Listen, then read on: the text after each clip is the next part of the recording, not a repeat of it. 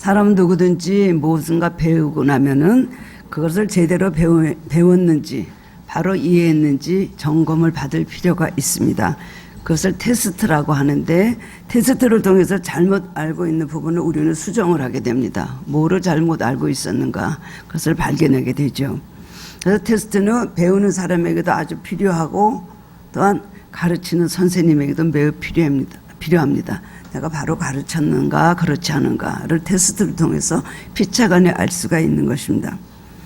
예수님께서 제자들에게 항상 천국 복음을 가르치셨어요. 말씀을 가르치신 후에는 반드시 또 질문을 하셨습니다. 그리고 잘못 말하면 책망도 하셨습니다. 예수님의 교육법이라고 할 수가 있죠.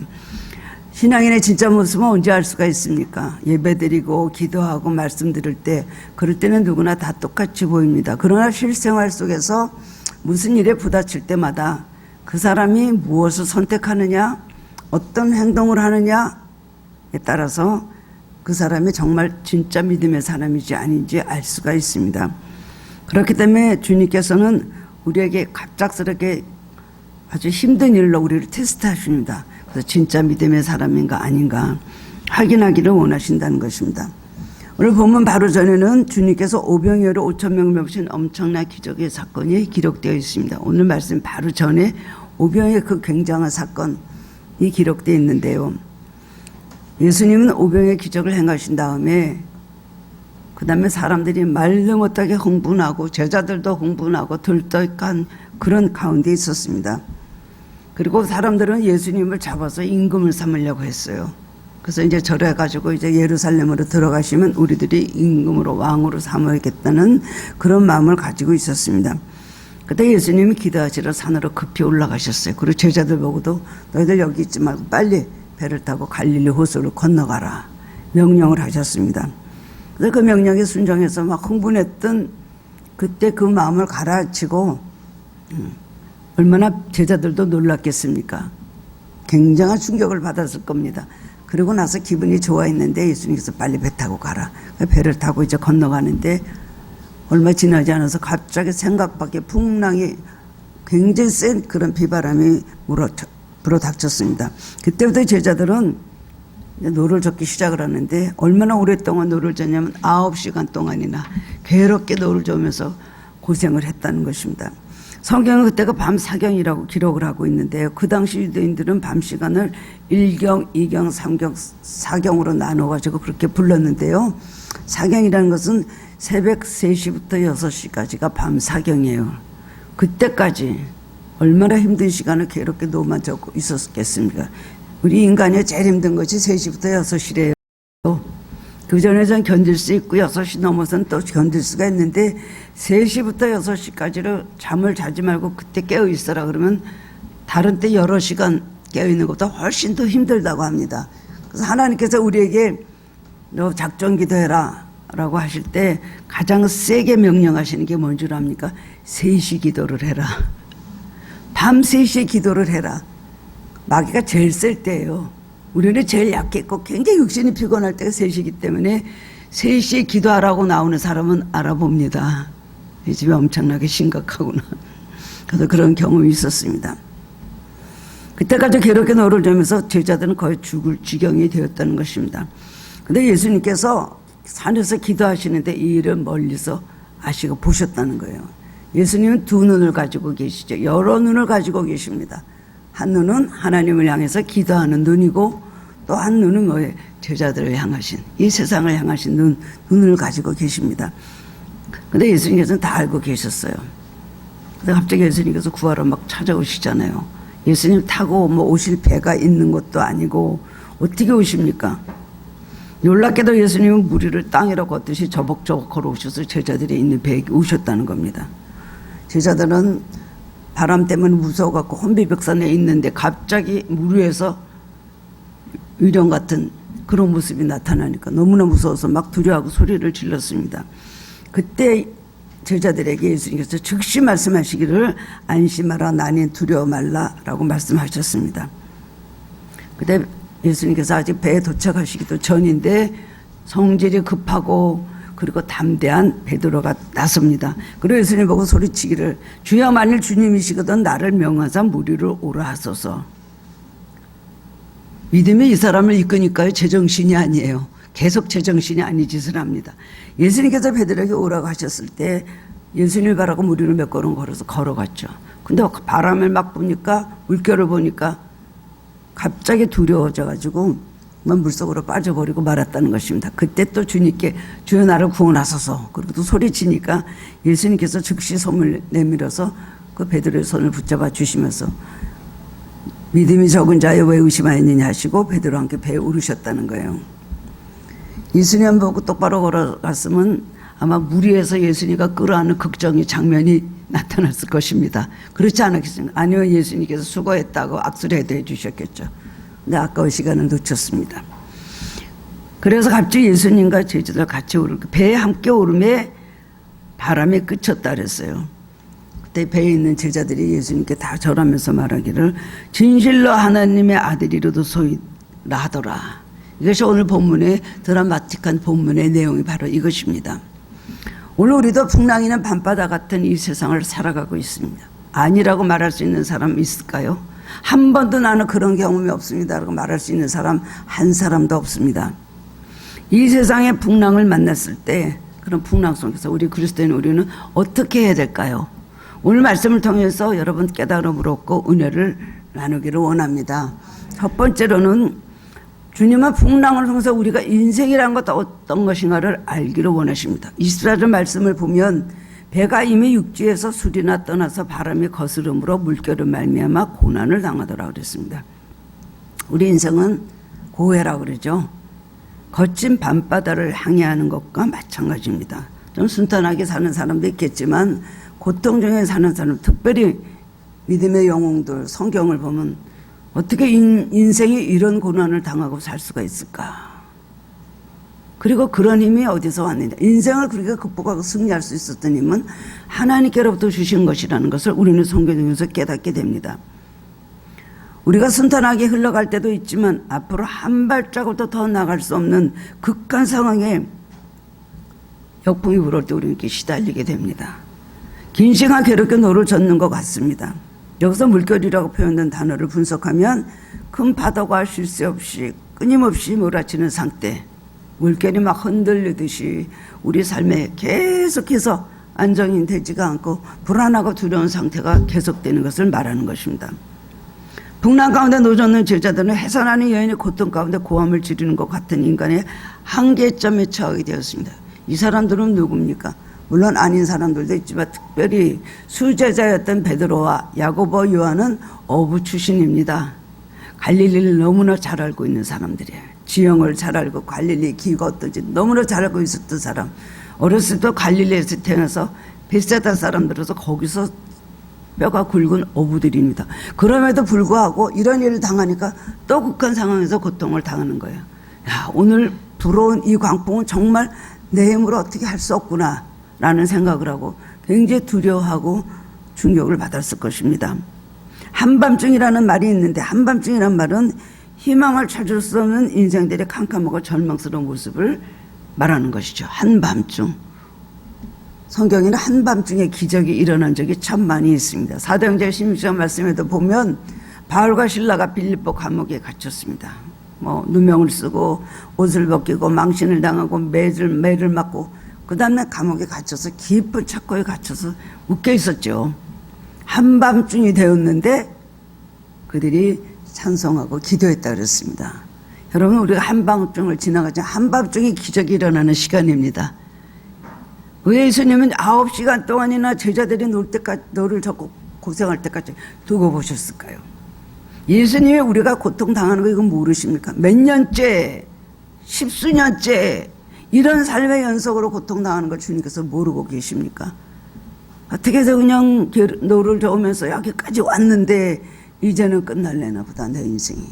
이제는 더 이상 안 도와주실래나 보다. 차라리 그때 관둬버릴걸. 차라리 그때 죽어버리기라도 했을걸.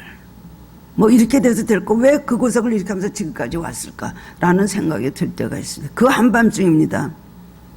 그때까지 두고 보시다가 주님께서 찾아오신다는 겁니다. 왜 그럴까요?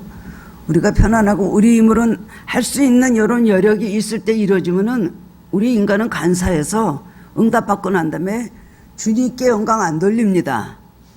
근데 내가 고생 좀 했지. 마지막엔 좀 그래서 잘 됐지. 내가 노력하니까 좀 됐고 주님은 조금 나를 도와주셨어 라고 밖에 생각을 한대요. 그러나 우리가 완전히 절망 가운데서 이제 한 발자국도 나갈 수 없다. 배를 노를 잡은 손도 다 물줄이 잡히고 터졌을 겁니다. 이제는 더 이상 노를 저을 수 없다. 한 발자국도 갈 수 없어 할 때 예수님께서 나타나신다는 겁니다. 성경을 보면 이 세상은 좋다, 평안하다, 참으로 아름답다 라는 표현보다 고통이 많고 또 시험이 많은 곳이라는 것이 더 많이 표현이 되어 있습니다. 이 세상이 좋았다는 표현은 창세기 딱 한 군데 있어요. 하나님께서 이 세상을 창조하시고 보시기에 좋았더라. 죄악이 들어오기 전에 하나님께서 보시기에는 만드신 세상이 너무나 보시기에 좋았던 그거로 끝입니다. 이 세상에 왜 이렇게 고통이 왔을까요? 인간의 시험은 왜 왔을까요?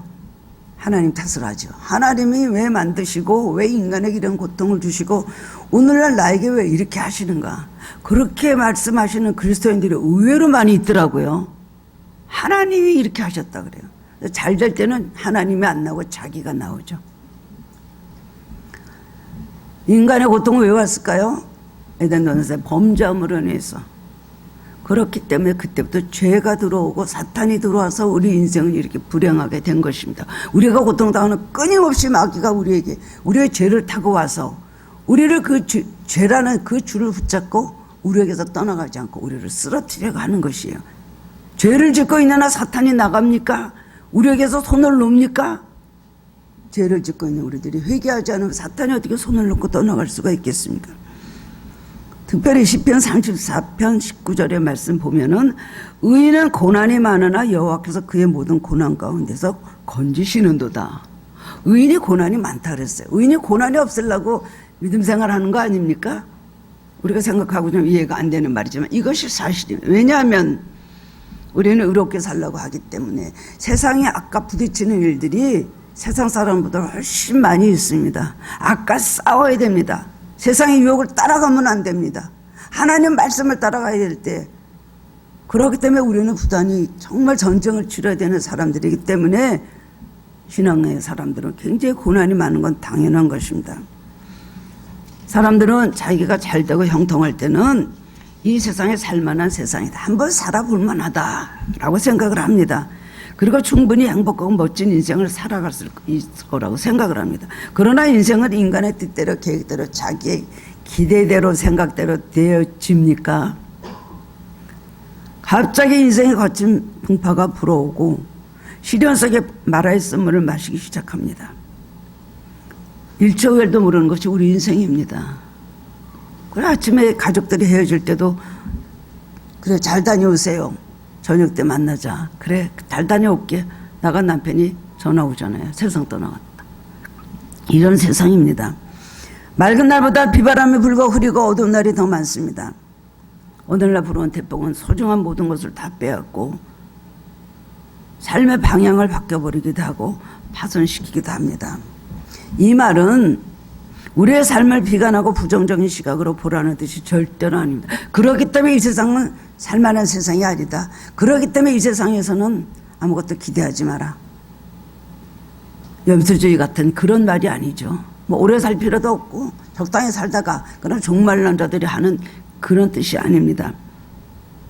인생은 알지 못하는 많은 비밀이 쌓여있고 하나님께서는 우리에게 고난과 형통을 함께 주셨다는 걸 성경에 말씀하고 있습니다. 주님께서 갑자기 이 제자들이 수도 없이 같은 갈릴리 호수를 건너가면서 이렇게 갑자기 풍랑을 만나갖고 괴롭게 노를 저으면서 죽을 내기를 쓰고 있을 때 주님께서 뭐를 말씀하셨을 거예요?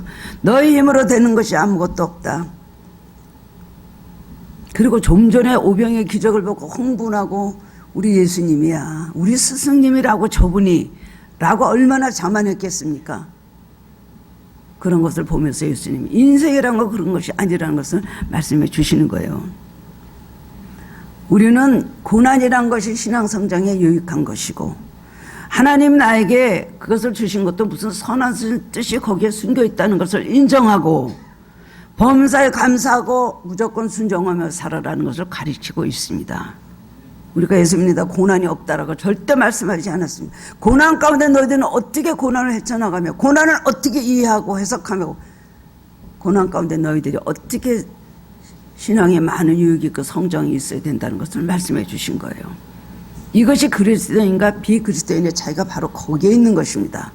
우리는 고통 없이 편하게 이 세상에서 그렇게 잘 나가기만 살도록 만들어 주신 것이 아닙니다. 그럴 때도 있지만 피할 길도 주시지만 어떤 데는 피할 길을 안 주시고 그대로 우리에게 그야말로 그것을 직시하고 부딪히게 하실 때가 있다는 것입니다. 그러나 우리의 자세는 어떻게 되냐?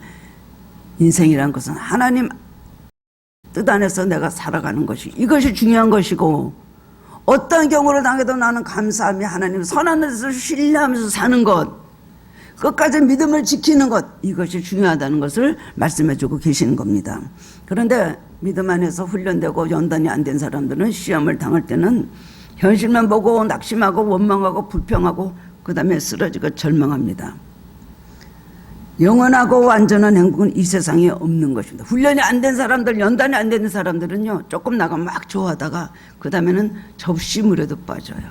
조금만 어려우면 막 흔들리고 요동을 하고 어떻게 할 줄을 모릅니다. 어저께까지 그렇게 아멘 할렐루야 했던 사람이 오늘은 저런 일을 당할 때 어떻게 이겨내지 못하고 담대하지 못하고 저렇게 근심하고 절망하는가. 어느 것이 진짜의 사람인지 몰라요. 우리는 영원한 세계를 추구하며 인도하심을 따라 하루 영적 가치관을 살아가야 하는 거기 때문에 이 세상의 어떤 것에 그다지 흔들리지 않습니다.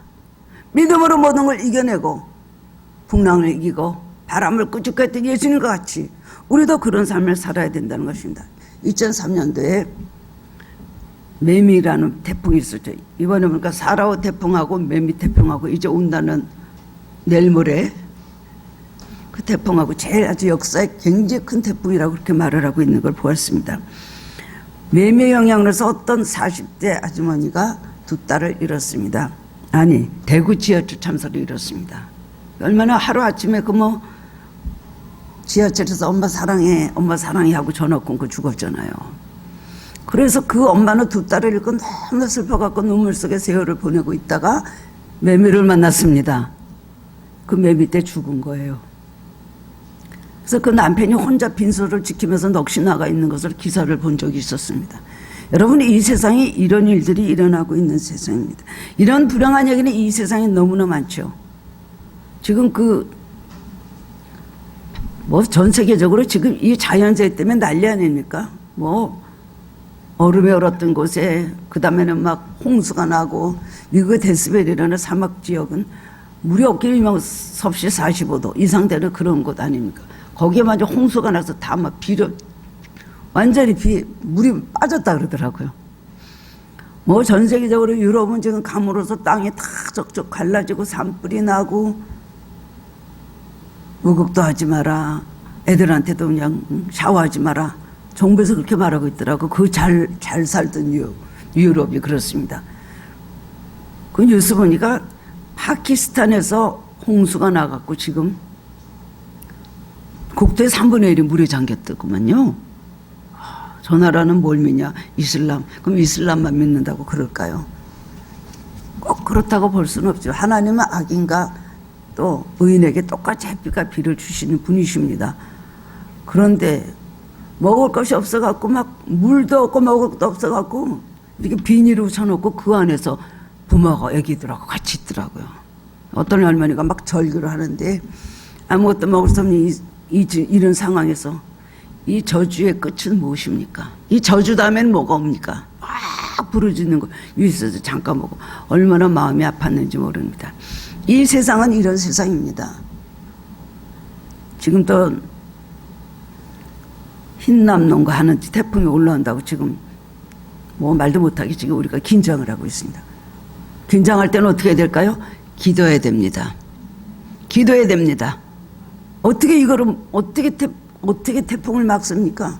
걔네들 마음인데 일본으로 간데도 아니데도 한국으로 또 직방으로 올라온다고 정말 너무나 그런 가슴 떨리는 그런 소식을 듣고는 우리가 할 수 있는 건 뭐 기도밖에 없는 것이죠. 하나님께서 이 태풍의 방향을 바꿔주시고 세력을 약화주시는 길밖에 없는 겁니다. 4호 태풍이 정말 그때 850명이 죽었다고 하는데요. 가장 강력한 초대형 태풍이라고 하는데요. 기도해야 될 것입니다. 오늘 예수님께서는 이 말씀을 통해서 우리에게 주시는 것은 너희는 눈으로 보는 것만 갖고 이 세상을 판단하지 마라. 세상에만 안주하려고 하지 마라. 달콤하고 향락적이고 아름다운 것만 너희들이 그것만 추구하지 마라. 이 세상은 그런 것이 아니다. 우리는 광야길 같은 이 세상에 지나가면서 어둡고 절망하라는 것이 아닙니다. 그것을 통해서 우리가 하나님의 사람으로 만들어지고 이 고난을 통해서 하나님의 어떤 분야를 우리가 알고 천국의 사람은 이 세상에 살면서 충분히 우리는 성장되어야 될 것입니다. 하나님께서 그렇기 때문에 우리에게 고난을 주신다는 겁니다. 인생의 풍랑이 닥쳐도 담대한 믿음으로 그 풍랑과 맞서서 싸워서 이길 것이라는 그런 자세를 가지고 살아가시기를 바랍니다. 나는 이런 일 오면 저도 그런 생각할 때도 다시 이런 일을 나한테 주신다면 내가 모르고 겪었지 알고 또 할까 그런 생각할 때가 있어요. 목사가 되는 것, 목회가 되는 것 때는 참 어려울 때가 있습니다. 그럼 내가 다시 만약에 네가 목사가 되고 개척을 해서 하늘교회를 하라면 저는 못합니다 할 것 같아요. 우리 인생이란 건 그렇거든. 그러나 우리에게 예상할 수 없는 일들, 뜻밖의 일들이 우리에게 광풍이 몰아오지만 그때마다 와서 도와주시는 분이 계십니다. 하나님 의지하고 살면서 이 세상 풍랑을 이기고 가는 사람이 하나님께서 가치 있는 인생이라고 보신다는 겁니다. 두 번째로는 주님은 우리가 위태할 때 즉시 찾아와 주신다는 겁니다. 사람들은 큰 문제 없이 평탄할 때는 자기 경험이나 권력이나 지식이나 자기의 모든 실력이나 그리고 갖고 있는 재물, 주위 사람들 이것이 자기를 지켜줄 거라고 생각하고 그것을 단단히 붙잡고 있습니다. 그러나 정작 풍랑이 불 때 자기가 믿고 의지하던 것이 아무 자기에게 도움이 되지 않을 때 그때는 어떻게 됩니까? 그 다음엔 절망감에 빠집니다. 제자들이 두려워했던 이유는 괴롭게 노를 저 가지고 가는데 예수님이 계셨다면 그래도 이러진 도와주셨겠지. 근데 예수님 어디 계세요? 모르잖아요. 산으로 그냥 기도한다고 가버리셨어요. 예수님 알긴 하시니까 모르시죠. 어떻게 알겠어. 그럼 누가 우리를 도와줄까? 자기를 도와줄 사람이 아무도 없다고 생각했던 제자들이 그들의 가장 큰 고통은 뭐였을까요? 주변에 아무도 없다는 거예요. 우리 힘으로 더 이상 어떻게 할 수 없다는 거예요. 배는 이미 육지에서 수리나 떨어져 있고 한밤중이고 풍랑을 자기네 배를 집어삼키려고 합니다. 그런데 예수님 어떻게 하셨습니까? 산에 계시고 모르실 거야. 뭐 이제 우리가 죽으면 뭐 어떻게 예수님 만날까?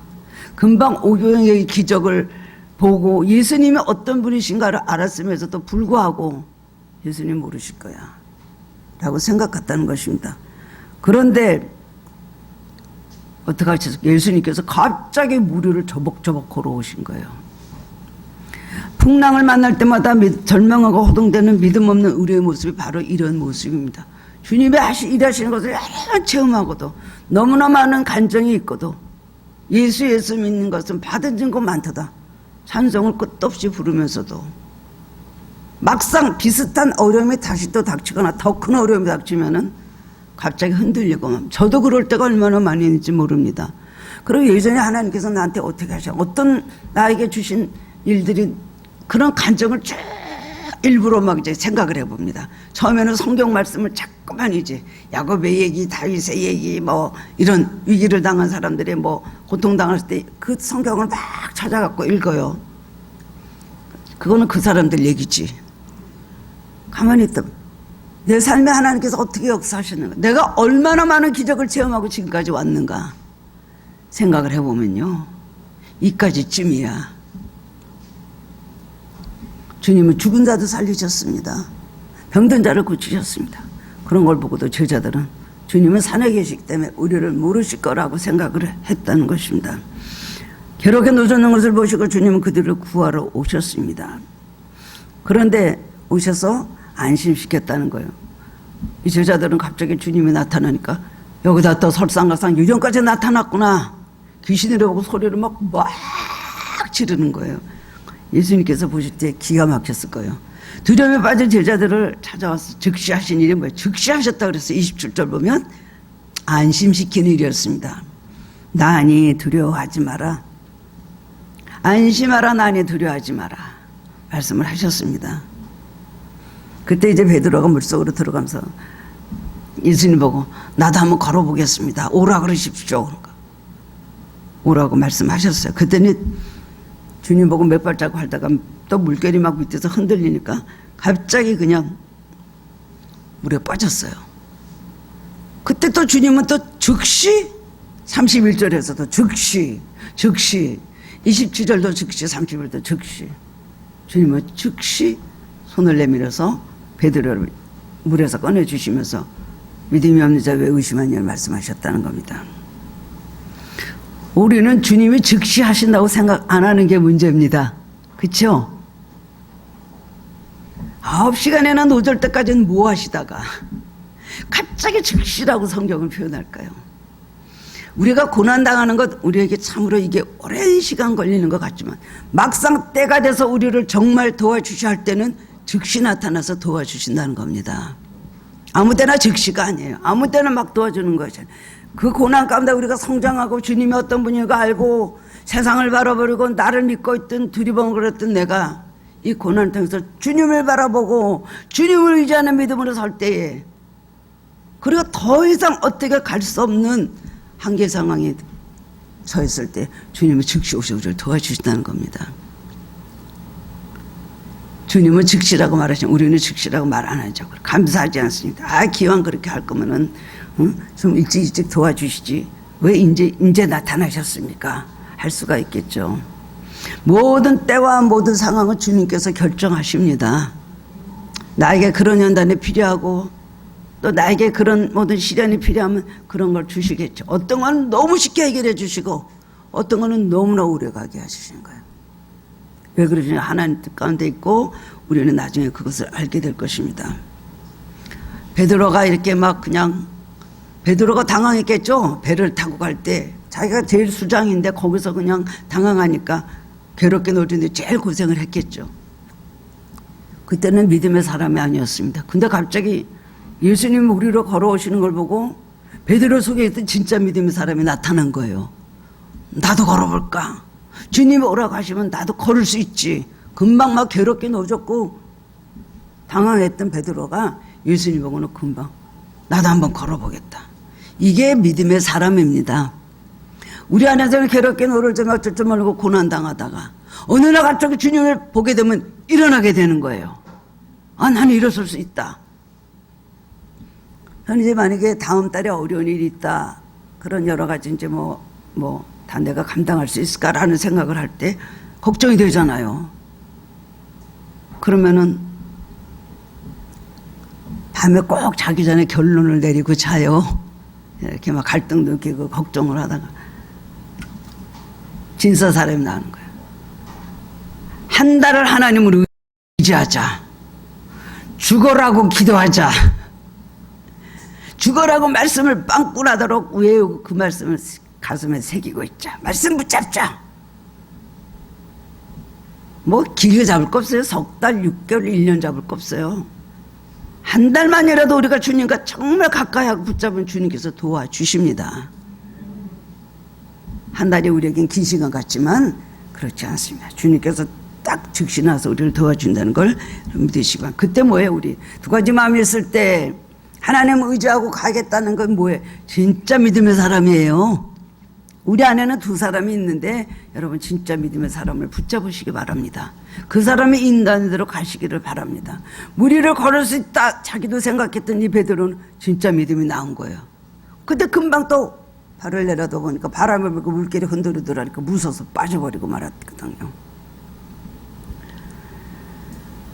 베드로는 배만 있으면 안전할 줄 알았습니다. 특히 다른 사람들은 그랬겠죠. 배가 중요하지. 무리를 어떻게 나가? 배에 있어야지. 무리를 어떻게 무리로 나가? 물에 나갔다는 죽을 거다 생각할 거 아니겠어요? 베드로는 무리로 걸을 수 있다고 생각했다는 거예요. 여러분 우리도 너무 배 안에만 있으려고 하는 게 문제입니다. 이 배가 나를 지켜줄 거야. 이 배만 있으면 절대로 나는 물에 빠질 염려가 없어. 풍랑을 이길 수 있어. 라고 생각하고 우리는 배를 너무나 그걸 신뢰를 하죠. 그 배는 뭐를 말합니까? 배는요, 자기의 지식, 자기가 갖고 있는 것, 자기의 모든 경험, 자기가 할 수 있다는 자기의 모든 능력, 이런 게 자기 배예요. 그리고 자기가 세상에서 자기가 즐기는 어떤 세상적인 어떤 향락적인 모습, 이런 거 다 배라고 할 수가 있습니다. 자기가 좋아하는 것들, 자기의 기호, 자기 취미까지도 있을 수가 있죠. 그게 배예요. 그 배 안에서만 있으면 바깥에 풍랑이 있는데 그게 무슨 소용이 있어. 배라는 거 한번 깨지면 그까지 나무 조각이 별거기, 철선도 마찬가지죠.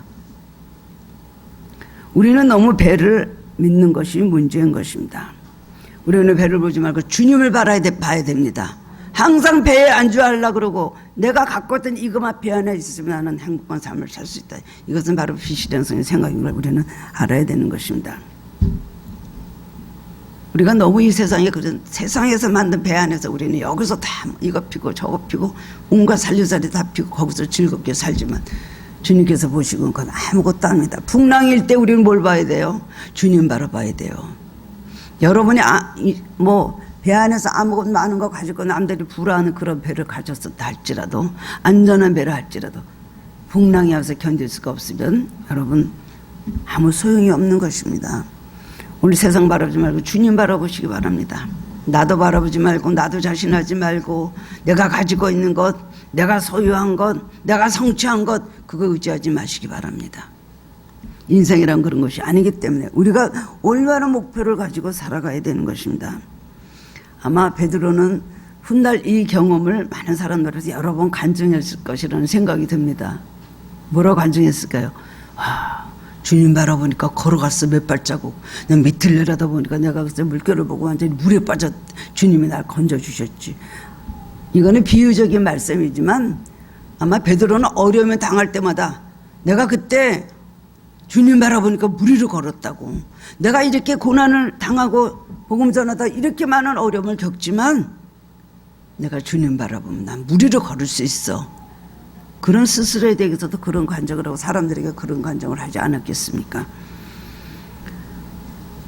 나로 오라 하시며 우리를 걷게 하시는 주님 앞에서 한 걸음 한 걸음 우리 주님 바라보고 나아가야 됩니다. 주님 바라보면 물 위로 걸을 수 있습니다. 물이라고 낙심하고 물이라고 두려워하지 마시기를 바랍니다. 내가 주님을 바라보고 가느냐 안 바라보고 가느냐가 중요합니다. 주님 바라보지 않고 배 안에 있어도 바깥에서 풍랑이 오기 시작하면 그 배는 뒤집어질 수밖에 없습니다.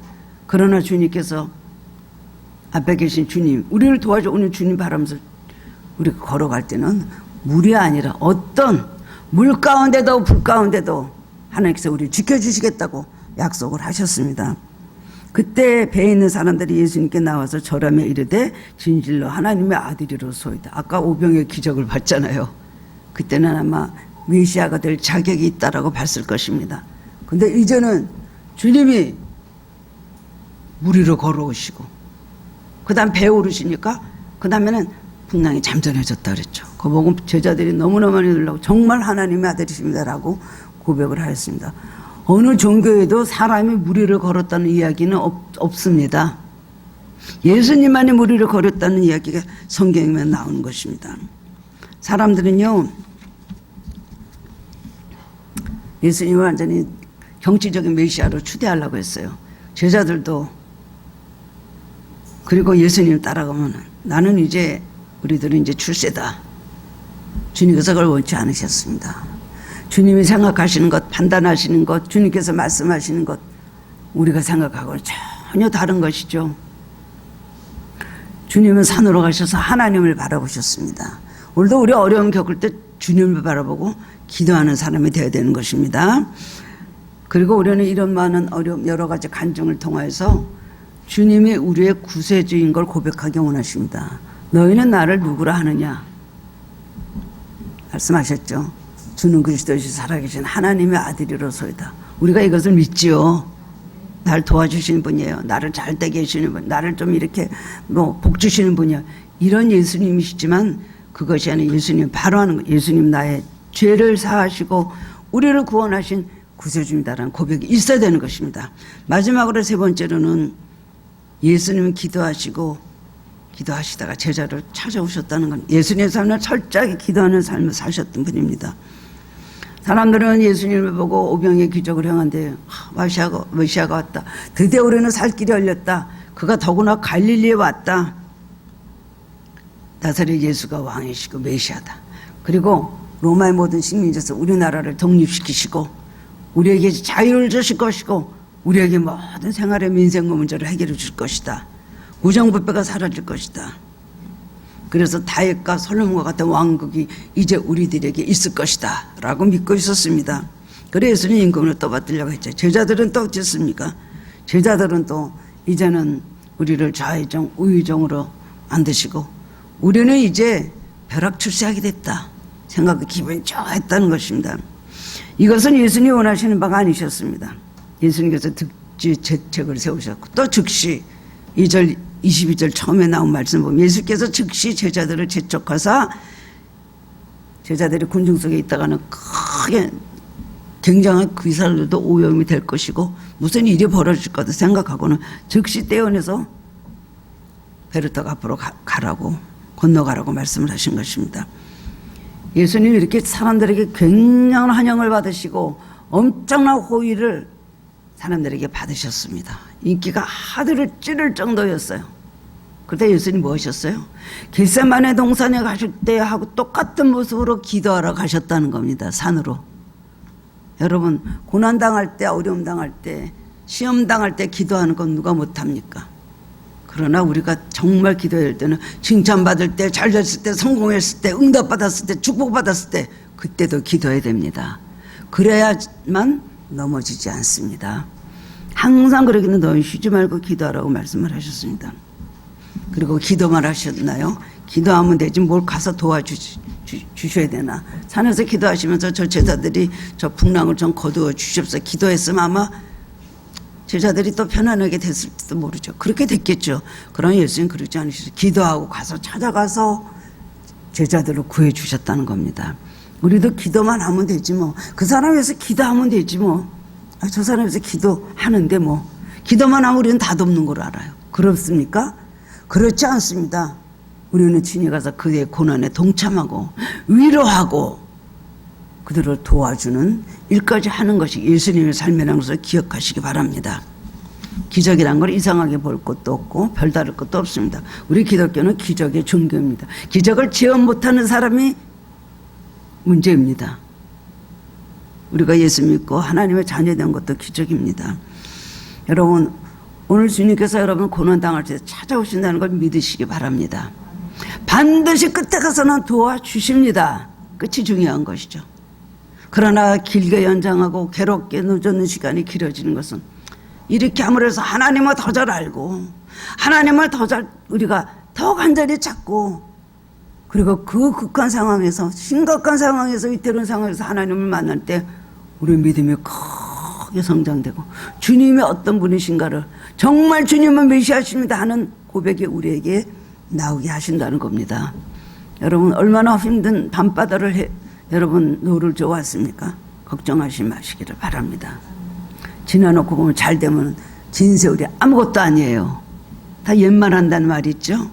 우리가 옛말 살아서도 하겠지만 천국 가면 정말 옛말 할 것입니다.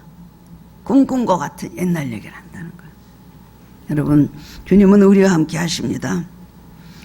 그리고 주님의 일에 내가 쓰임받고 있으면 작은 일이든 큰 일이든 여러분 다 주님께서 쓰시려는 중입니다. 그렇기 때문에 하나님의 뜻이 다 이루어질 때까지 절대로 우리는 파손되지 않을 것입니다. 이걸 믿으시기 바랍니다. 발을 땅에 붙이고 살 때 머리는 우리 얼굴도 하늘로 둬야 돼요. 땅의 시민권을 갖고 좀 본래는 우리는 하늘의 시민권을 갖고 있는 사람입니다. 물결을 보면 두려워지고 세상에서 근심 걱정 불안에 빠져들 수밖에 없지만 주님이 찾아오시는 걸 믿으시고 급하시면 어떻게 저는 나를 도와줄 거라는 믿음을 가지시기 바랍니다. 우리를 막 걸어오십니다. 뭘 못하시겠습니까? 어디든 못 가시겠습니까? 우리를 구원해 주시는데 여러분 어떤 힘든 상황이 있다 할지라도 또 지금은 평안한데 앞으로 살다가 그런 상황이 온다 할지라도 구원의 주님만 바라보시길 바랍니다. 담대한 마음으로 고난을 두려워할 것이 아니라 나는 풍랑하고 맞서 싸우고 이기고 꼭 승리하는 사람이 될 것이다. 이 고난을 주님과 함께 하며 나는 꼭 극복할 것이다. 이런 자세를 가지시기 바랍니다. 담대한 믿음으로 승리하시는 하늘교회 성도님들 되시기를 주님의 이름으로 축원합니다. 사랑의 주님, 은혜를 감사드립니다. 오늘 말씀을 통해서 다시 한번 또 깨달음을 얻고 은혜를 받게 하시니 감사합니다. 우리는 너무 이 세상에 안주하며 살려고 했던 이런 나쁜 습병들이 있었습니다. 돈이 있으면 좋고, 잘 살면 좋고, 아름답게 살면 좋고, 수준 있게 살면 좋고, 이런 것만 너무나 우리들이 바라보며 거기에 대한 가치관을 두고 살았던 저희들을 용서하여 주시기를 원합니다. 살다가 어려움도 없고 고난도 겪고 억울한 일도 당한 거 누명도 쓰고 시련도 오지만 어떤 경우에도 주님이 나와 함께 하신다는 걸 생각하고 믿음으로 이겨낼 수 있게 하여 주옵소서. 그런 시험이 올 때 그런 풍랑 가운데 쓰러지지 않는 믿음 주시길 원하고 간절히 기도합니다. 주님 앞에 잘 연단이 되고 훈련받은 하나님의 백성들이 되게 하여 주시옵소서. 지금 괴롭게 노젓고 있는 환경 가운데 있는 성도님들이 있습니까? 주님 찾아와 주시옵소서. 기적 가운데 주님 찾아오셔서 많은 깨달음과 간증을 주시고 체험을 주시고 나가서 주의 복음 전하는 때 그 모든 일들이 귀하게 쓰여지게 하여 주시옵소서. 환경을 좋게 해주시는 것도 감사하지만 무엇보다도 믿음을 주셔서 이겨낼 수 있게 하시고 그리고 하나님 평안한 환경을 허락해 주셔서 하나님 이름만 매진할 수 있도록 도와주시옵소서. 감사드렸고 예수 그리스도 이름으로 기도드리옵나이다. 아멘.